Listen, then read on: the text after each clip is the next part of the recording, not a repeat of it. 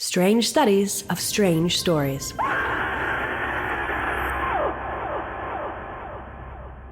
King Kull went with Tu, chief counselor of the throne, to see the talking cat of Delcardes. For though a cat may look at a king, it is not given every king to look at a cat like Delcardes. So Kull forgot the death threat of Thulsa Doom, the necromancer, and went to Delcardes. Kull was skeptical, and Tu was wary and suspicious without knowing why. But years of counterplot and intrigue had soured him. He swore testily that a talking cat was a fraud, a swindle, and a delusion, and maintained that should such a thing exist, it was a direct insult to the gods, who ordained that only man should enjoy the power of speech. But Kull knew that in the old times, beasts had talked to men, for he had heard the legends, handed down from his barbarian ancestors. So he was skeptical, but open to conviction. Someone's trying to kill me?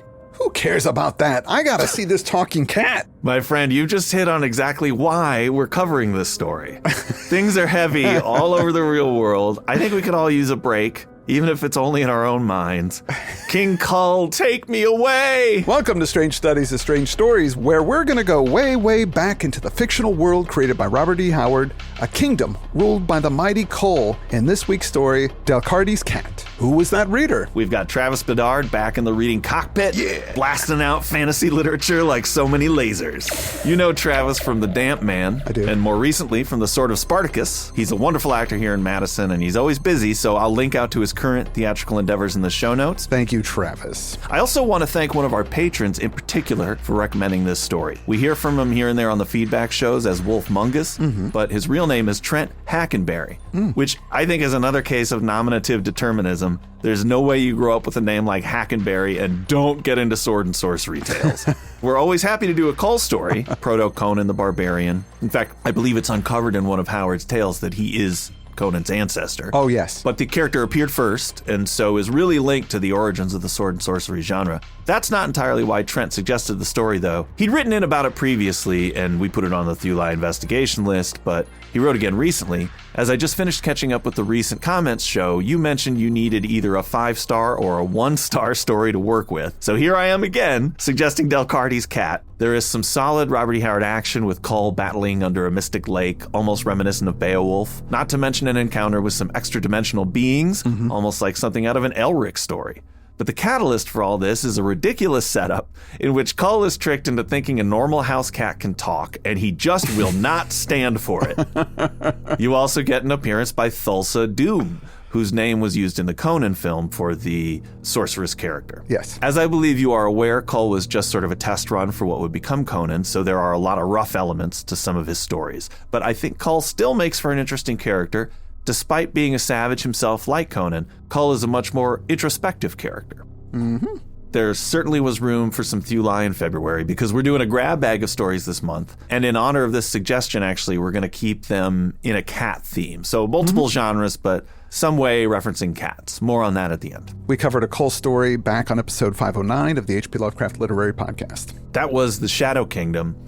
And we've referenced that one a few times because it's also the origin of the reptilian world leaders conspiracy theory. Yeah. We'll link out to that episode in the show notes. Kull is part of the Thurian Age, around 100,000 years ago, and Conan comes in much later during the Hyborian Age, which is around 10,000 BCE. Kull is an Atlantean, but this is before Atlantis sank under the sea. Though he is Atlantean, he rules the kingdom of Valusia. Like Conan, he took the throne by force. Before becoming a ruler, he lived as a slave, a gladiator, a pirate. Delcardes Cat was first published in the 1967 collection King Kull, many years after Howard's death.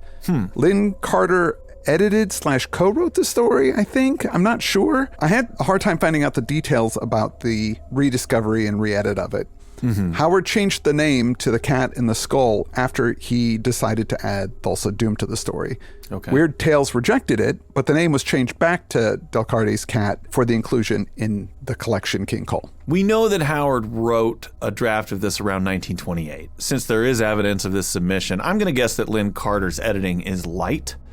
I did read a post on a blog that confirms that it is pretty light editing and also contains pages from the various comic book adaptations, which are neat to look at.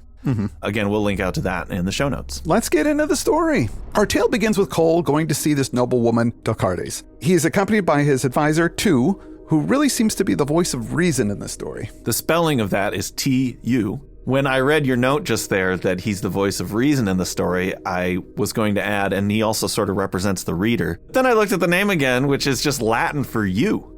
As in et tu, Brute. So I think it is tu. It's you. You are tu.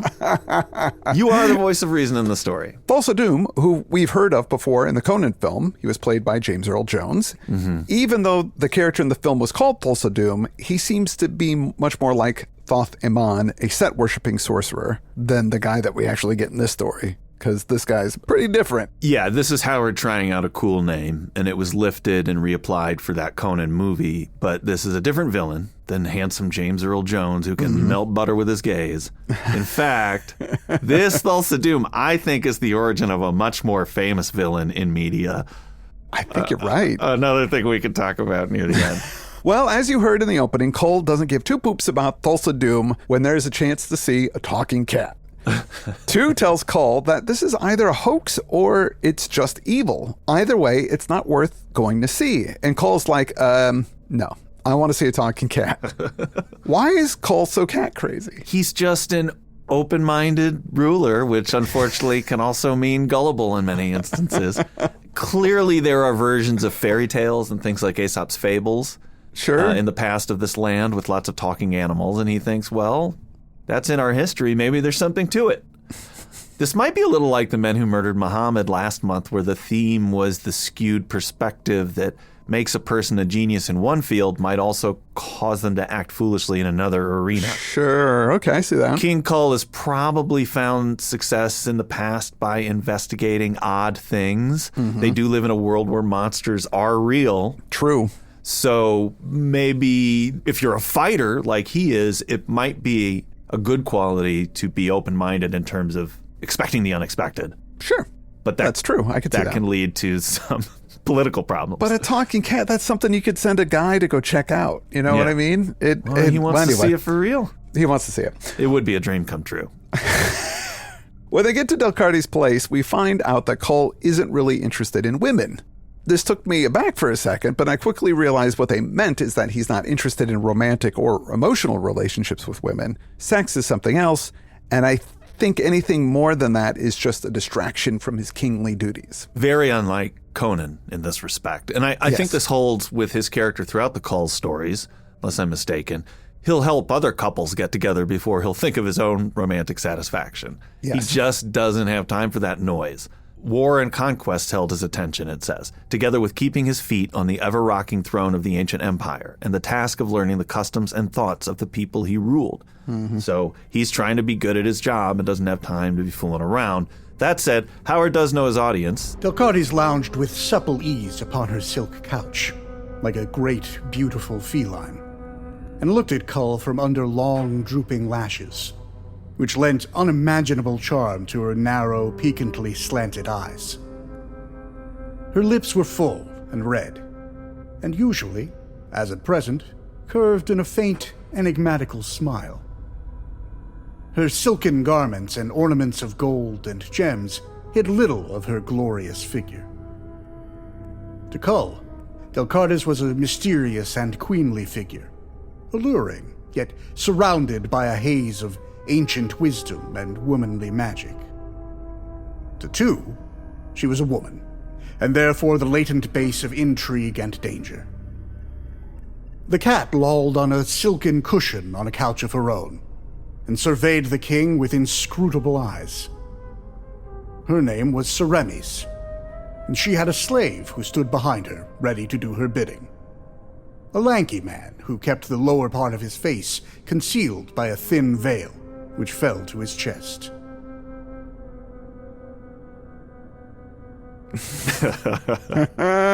This is first page stuff. This bit about the cat is maybe the 10th paragraph of the story, and I believe the presence of the slave standing behind the cat with a napkin over his mouth more or less solves the central mystery of how the cat can talk. Sorry to be a spoiler. Yeah. If this had been shown later in the story, I might have actually been mad about it. But the fact that it's just out in the open for two to see, I couldn't help but laugh.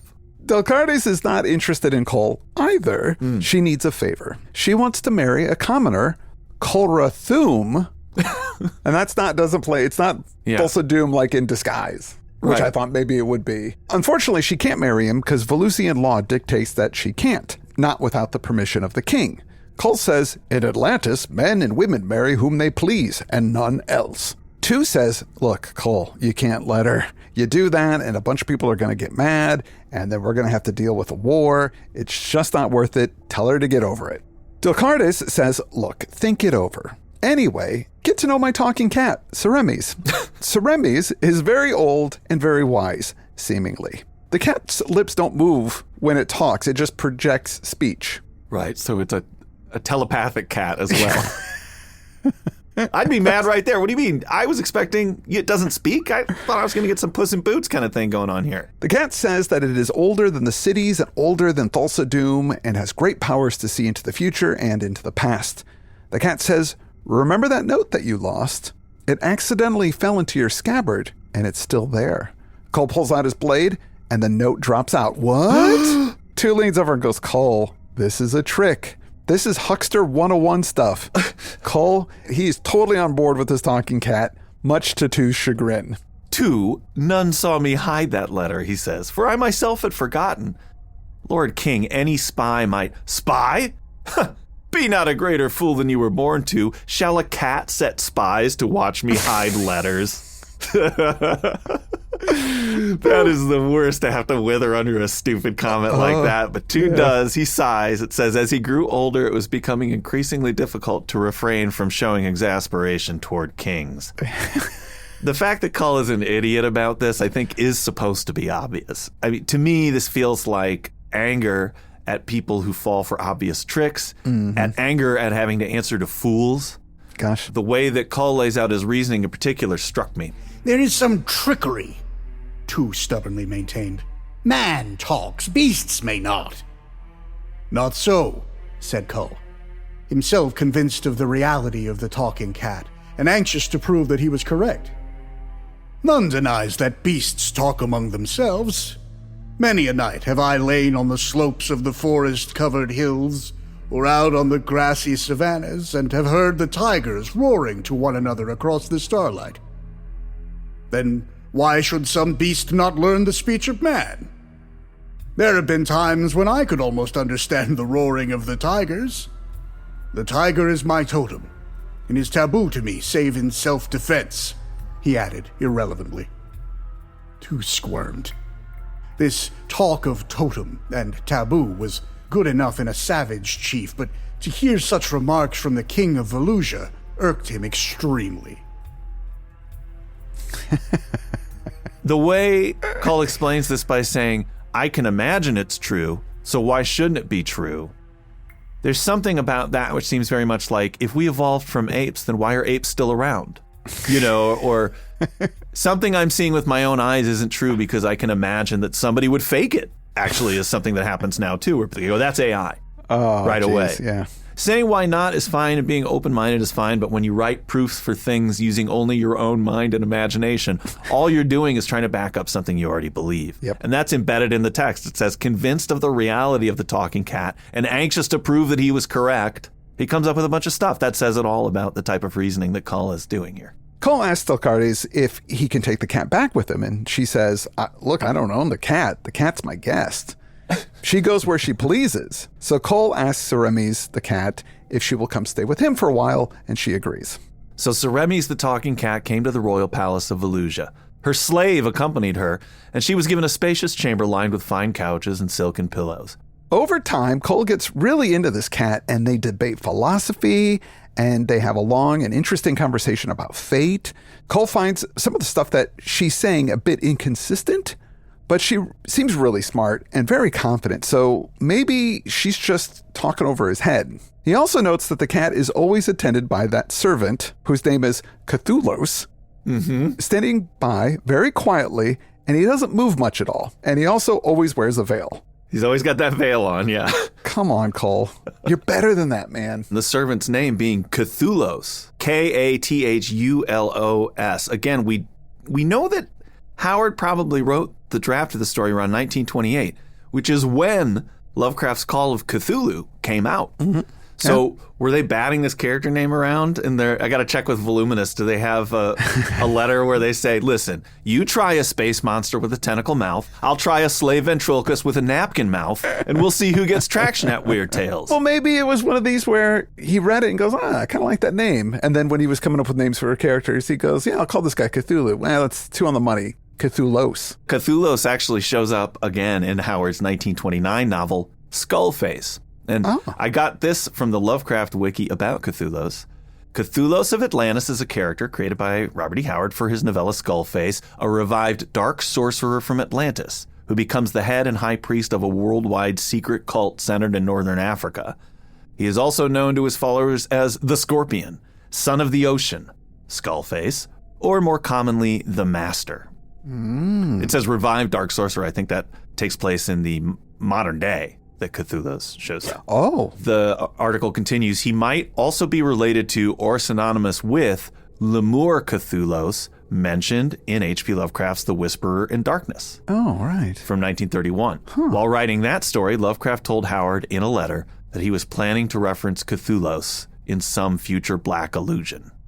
Wow. Some sources, and I think it's referring to Lynn Carter's work, Mythos writings, identify Cthulhos actually as a human avatar of Cthulhu. So they are connected, according to Lynn Carter. Yeah, sure. To me, this is a huge discovery, though, in the study of Lovecraft's world, because it strongly implies, at least to this scholar, that the reason Cthulhu has all those tentacles in front of his mouth is because he's a bad ventriloquist.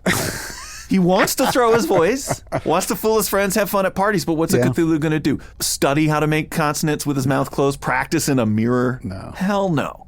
Grow tentacles in front of your mouth. Nobody sees your lips move. I don't think that Mr. Hackenberry understood what revelations in Lovecraftian scholarship he was unleashing when he recommended this story. But here it is born, the Cthulhu bad ventriloquist theory. Wow. It makes sense when you string it together like that. It does make sense when you string it together. During their conversations, the cat tells Kull that he should let Delcardes marry her commoner. It will work out well for everyone in the end. Kull just doesn't want to deal with it, so he passes the responsibility on to 2. It's not just the obvious huckster ventriloquism going on here. There's also a bunch of fortune teller malarkey.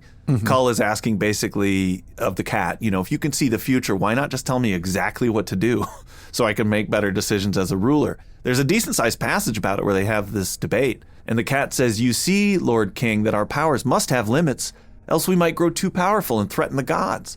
So a mystic spell is laid upon us, and while we may open the books of the past, we may but grant flying glances of the future through the mist that veils it, which is the same line of psychics all use. Everything has to be in interpretive glimpses. They can never just say, put $100 on red. But the cat's real desire is clear through all this, which is to get this marriage approved. Right. And this is getting bad, the king's reliance on the cat. It says Kull highly valued her opinions and was prone to ask her advice on matters of state.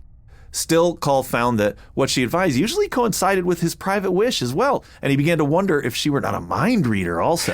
Obviously, she's just listening to what he says and affirming it. Cthulhos irked Kull, but Seremes would have none other attend her. Kull strove to pierce the veil that masked the man's features, but though it seemed thin enough, he could tell nothing of the face beneath. And, out of courtesy to Seremes, never asked Cthulhos to unveil. So, King Kull's fatal flaw is that he's too polite, as it turns out. Have you ever seen that ventriloquist Nina Conti? Oh, God, yeah, she's great. She does a thing where she straps the lower, like a fake phony face onto the bottom half of somebody from the audience and then makes them speak to each other. She has like a remote control to make their mouths move. So they become the ventriloquist dummy. The person does. Yeah. You've got to see. If anybody in the audience hasn't seen this, I'm going to link out in the show notes because it's hilarious. A bit more time passes, and Seremes the cat says that she's decided to reveal a vision to Kull. His buddy, Brule, the spear-sling Pict, is in trouble. He's been pulled into the Forbidden Lake by a monster. Kull sprang up, cursing in rage and alarm. Brule? Valka's name, what was he doing in the Forbidden Lake? He was swimming there. Hasten, you may yet save him, even though he be born to the enchanted land which lies below the lake. That's crazy, all these things are getting thrown out at this point. Yeah. I'm a caring person, but I'm inclined to think that if you went swimming in the forbidden lake, probably shouldn't be rescued, but Kull can't let that happen. It's his buddy. Yeah. The cat says that you'll have to go alone because there's a law that only a king may enter the Forbidden Lake. It seems there are people who live under this lake and they have some kind of treaty or deal that was made in ancient times. The point is, you have to go alone. Nothing fishy here. Not at all. Kull sneaks out, and I thought to myself, why? Because he could go with an entourage to the lake and then go in the lake if that's the rule. Well, but he doesn't want to explain himself, which is how Sure. people get when they're under the influence of a con artist. But also, I think he knows that his people will feel the way I feel, which is, screw Brule, it's the forbidden lake. So he'd rather resolve it in private so that nobody knows he had to rescue his buddy. He goes into the water to try and find Brule, or any trace of him, even if he's dead, which he probably is. He still wants to recover the body. He even thinks, maybe I should have asked the cat more specific questions before I ran off all half-cocked.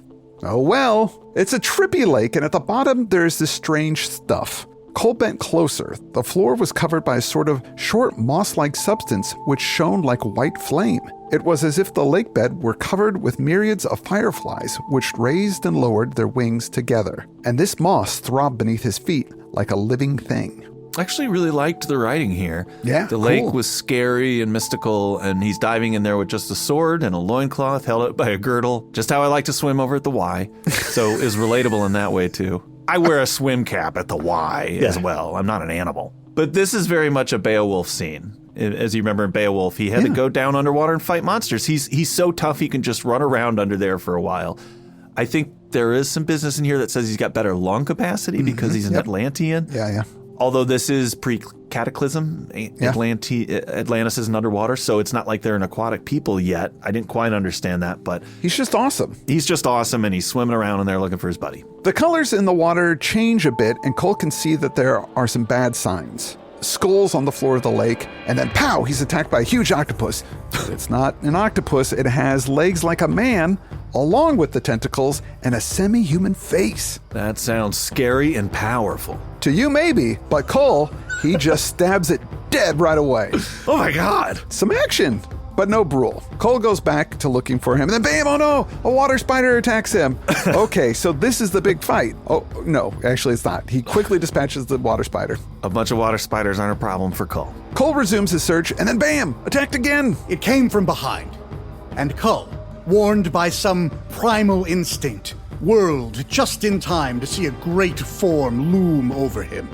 A form neither man nor beast, but horribly compounded of both, to feel gigantic fingers close on arm and shoulder. He struggled savagely, but the thing held his sword arm helpless, and its talons sunk deeply into his left forearm. With a volcanic wrench, he twisted about so that he could at least see his attacker. The thing was something like a monstrous shark, but a long, cruel horn, curved like a saber, jutted up from its snout.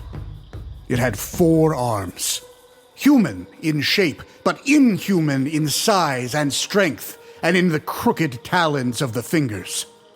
With 2 arms, the monster held Kull helpless, and with the other 2, it bent his head back to break his spine. But not even such a grim being as this might so easily conquer Kull of Atlantis. A wild rage surged up in him, and the king of Illusia went berserk. Bracing his feet against the yielding moss, he tore his left arm free with a heave and wrench of his shoulders. With cat-like speed, he sought to shift the sword from right hand to left, and failing in this, struck savagely at the monster with clenched fist. But the mocking Sapphirean stuff about him foiled him, breaking the force of his blow. The Sharkman lowered his snout. But before he could strike upward, Kull gripped the horn with his left hand and held fast.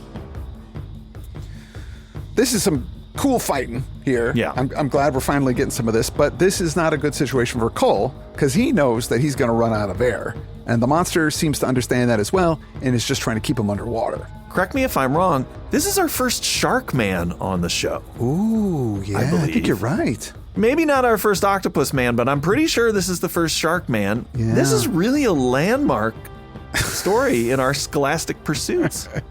It sure is. Kull tries to fight free, but manages to get cut by the horn on his thigh. Luckily, the horn gets caught in his girdle, and this gives Kull the chance to get a hold of the arm of the beast and crush it. I mean, he's that strong, he can crush the arm. This gives him a chance to get his sword arm free and then slice into Sharkface. But Kull thinks these guys weren't really that tough, and Brule is a great fighter, second only to me, and these monsters are pretty low rent, so what gives? Well, we find out what gives when Kull is gripped by a 200-foot-long serpent. Oh no! With the snake, there is no getting out, so Kull decides that it's time to save his strength. The thing is taking him somewhere, and maybe he can fight it wherever it's taking him. For now, he's on a ride. First through the lake and then to some hidden land. The serpent takes him above water, but it's not the real world. It's the enchanted domain under the Forbidden Lake.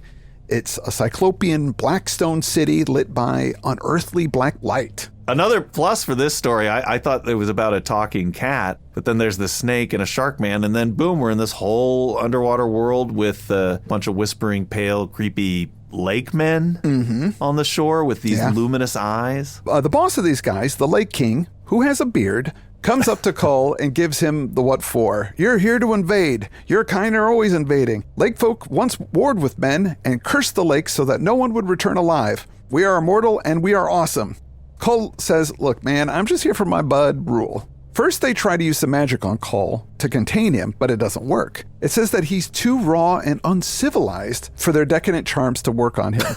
So the Lake King says, well, we're going to have to just stab you. And then Kull says, come get some. I can tell you all suck at fighting, and I will kill a lot of you before you take me down. I'm not afraid of death, but if you're immortals and you want to tango with me, well, get ready to dance. And then they kind of go, oh, wait a minute, actually, he's got a point there, because we're not really good fighters. And even though there's like 100 of them, we'll kill him eventually, but he'll kill a lot of us. They respect him after this interaction. Yeah. The king, the Lake King, says, you are different from any earthly man I ever knew. You're a real king, and what is greater, a true man. If I just threaten him to kill them all. The Lake King offers a bargain. Swear never to return or let anybody break the lake rules, then you could leave. Kull says, sure. Just tell me where Brule is. And the king says, I don't know what you're talking about, who or what Brule is. And then Kull's like, oh, actually, I think he's not lying to me. He's telling me the truth. And then Kull tells the Lake King about Seremes the cat. The cat told him that Brule was at the lake. And the Lake King says, oh, yeah, we know Seremes, the immortal cat. She's awesome, but we ain't seen no Brule around here. These guys all got tricked too, which is amazing. They have a fairly pleasant goodbye, and then they offer Kull a ride. That's the right description. It is a fairly pleasant goodbye, which is so funny. Kull says, you know what, guys, no worries. I'm just going to swim myself back to where I'm going. They go, no, you'll get lost. Hold on, we'll get you a steed. What is happening? Kull asks, am I present beneath an island or the mainland? Or is this land in truth beneath the lake floor? And the king responds, you are at the center of the universe as you are always. Time, place, and space are illusions, having no existence save in the mind of man, which must set limits and bounds in order to understand. There is only the underlying reality, of which all appearances are but outward manifestations, just as the upper lake is fed by the waters of this real one. Go now, king, for you are a true man, even though you be the first wave of the rising tide of savagery, which shall overwhelm the world ere it recedes. That's cool. That bit was very cool, yeah. The serpent takes him back, and when he surfaces, it's nighttime. He was only underwater for like an hour, so how long was he actually down there? Was it some kind of time and space distortion thing? I think that your sense of time gets thrown off when you're fighting a shark, man.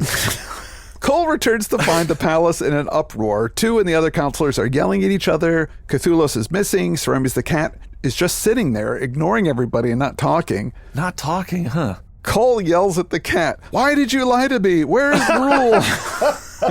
I'm right here, dude, says Brule. Me and the bros, we were out doing stuff. What's the problem? He was never missing, and he never went to the Forbidden Lake. It was all BS. Ah, treachery. Two is like, dude, I told you we got duped. And then it all comes out. Cthulhu wasn't just a slave. He was very learned, and he knew how to throw his voice. It was a setup by Delcardes to get you to trust the cat, and then the cat would tell you to let her marry the commoner. 2 says, I figured this out after you disappeared. We arrested Delcardes and had her tortured to find out what happened to you. And Cthulhu's, he just split. But as they're talking, Canu, the Pictish ambassador, shows up. It turns out that Delcardes was willing to talk just under threat of torture. It didn't actually have to happen. There was no torture. She did not get tortured. She admitted that she just wanted to use the cat to allow her to marry, but she didn't want to send him to the Forbidden Lake. That wasn't part of the deal. Things got out of hand. Canu says, look, she's young and dumb. She's telling the truth right now. She got in over her head. Something else is at work here. And just then, some guards entered with a veil Cthulhu's. Kull goes to take off his veil when a hidden door pops open and reveals a bound Cthulhu's. 2 Cthulhu's? So it was a different ventriloquist Cthulhu's who gave the command for him to go to the Forbidden Lake, right? Yes. That's what's happening here. The original Cthulhu's has been tied up and replaced by this other Cthulhu's who is trying to kill Kull. Well, then who is this guy, we wonder? Kull tore the veil away with one motion and recoiled with a gasp. Delcardes screamed and her knees gave way. The counselors pressed backward, faces white, and the guards released their grasp and shrank away, horror-struck. The face of the man was a bare white skull, in whose eye sockets flamed livid fire. Canu immediately says, I knew it, Thulsa Doom. And then I was thinking, wait a minute, Thulsa Doom is Skeletor? Boom, that's the villain I was talking about. Look at this setup. Everything about this screams Masters of the Universe. Yeah. Kull is He-Man. He had to fight a shark man with an action horn in the water. Prince Adam / He-Man even has a talking cat. It's a big one, but still. And then Skeletor shows up under what appears to be his original name, Thulsa Doom. Wow, it's blowing my mind. So many revelations this episode. Thulsa Doom then just berates Kull about how stupid he was. I can't believe you fell for this weak-ass talking cat scheme. And me, look at this human mask that was covering my skull face. It's totally fake looking. What is wrong with you? How can you be such an idiot and still be king? Which is very Skeletor. You fool! Brule steps forward and gives Thulsa Doom a stab, but Thulsa Doom doesn't bleed and doesn't seem to care much. He just gives a big evil laugh. Ages ago I died as men die, he taunted. Nay, I shall pass to some other sphere when my time comes, not before. I bleed not, for my veins are empty, and I feel only a slight coldness which shall pass when the wound closes, as it is even now closing. Stand back, fool, your master goes. But he shall come again to you, and you shall scream and shrivel and die in that coming, Kull. I salute you. You royal boob. You royal boob. And then he leaves. Yeah, that's it. He just walks away and disappears. Off to see King Randor. Kull's like, whatever. I'm sure he's not unkillable. I'll figure out a way to kill him eventually. Anyway, Delcardes, she could marry Kara Boober, whatever his name was. Who cares? 2 cares. Because he's got to let this happen and deal with the fallout. Yeah. But it can't be denied. The marriage will take place. At any rate, said 2, you must beware of Thulsa Doom, for he vanished into another dimension. And as long as he is there, he is invisible and harmless to us. But he will come again. Ah, Kull, sighed the old rascal Canu. Mine is a hard life compared to yours. Brule and I were drunk in Zarthana, and I fell down a flight of stairs, most damnably bruising my shins. And all the while, you lounged in sinful ease on the silk of the kingship, Kull. Kull glared at him wordlessly and turned his back, giving his attention to the drowsing Serenis. She is not a wizard beast, Kull, said the Spear Slayer. She is wise, but she merely looks her wisdom and does not speak. Yet her eyes fascinate me with their antiquity. A mere cat, just the same. Still, Brule, said Kull, admiringly stroking her silky fur. Still, she is a very ancient cat. Very. What? This ending is again about strengths and weaknesses because Thulsa Doom really gives Kull a good taunting. I mean, he really makes fun of him and then zips into another dimension. And Kull's just like, whatever. It didn't upset him. No. That's a superpower. You That is a cannot get superpower. under his skin. He doesn't care. He feels Yeah. like confident enough in his own abilities. But then you see some weakness when he's like, still, this cat's really old. Okay, yeah, maybe I was being tricked, but this is an old cat. You have to admit that. The cat is Yeah. old. Yeah. Just trying to save some face. I don't know. The whole thing made me laugh. It's super fun. I always like all of the trappings of sword and sorcery, and so those were all there, as well as an incredibly silly story. Thank you so much, Trent Hackenberry, for recommending the story you were dead on. We loved it. I also want to thank our reader today, Travis Bedard, who's always up for some fun, and he did an awesome job. Travis, you are amazing. And I'd like to thank some patrons. I'd like to thank Al Reed. I'd like to thank Miff Weaver, I'd like to thank Charles Lubelchek. Damon Destructo. You are a true man. I'd like to thank Tiago Salvador Souza. I'd like to thank Hayden Orr. I'd like to thank Mark. Vianco, thank you. Heather W. Thank you. And finally, Lingwilloke. Thank you, if I'm pronouncing that correctly. And as always, we have to thank our stakers who make these free shows possible. And I'm going to start by thanking Bag of Weasels, then get into Jay Robinson, Alistair Brooks, Continental Breakfast, Schmile Khan, Christopher Rosser, It's a Ghost, Wolf Mungus, who is Trent Hackenberry, Kip Barnes, John Morgan, Angelina Brown, and Eric Esvalone, MD, Richard Wolf, Ben A. We are going to do next week an Ursula K. Le Guin story called 9 Lives. I've read it. You haven't read it yet. I haven't read it yet, no. 9 Lives is the title, and that gets us close into that cat theme, but there aren't a lot of cats involved. In fact, there are clones involved. I love clones. I found it to be a really good story, and in fact, it made me go, oh, this is why people love Ursula K. Le Guin so much. So I'm really looking forward to talking about that. Until then, I'm Chad Pfeiffer I'm Chris Lackey, and you've been listening to Strange Studies of Strange Stories. at strangestudies.com. Strange Studies of Strange Stories.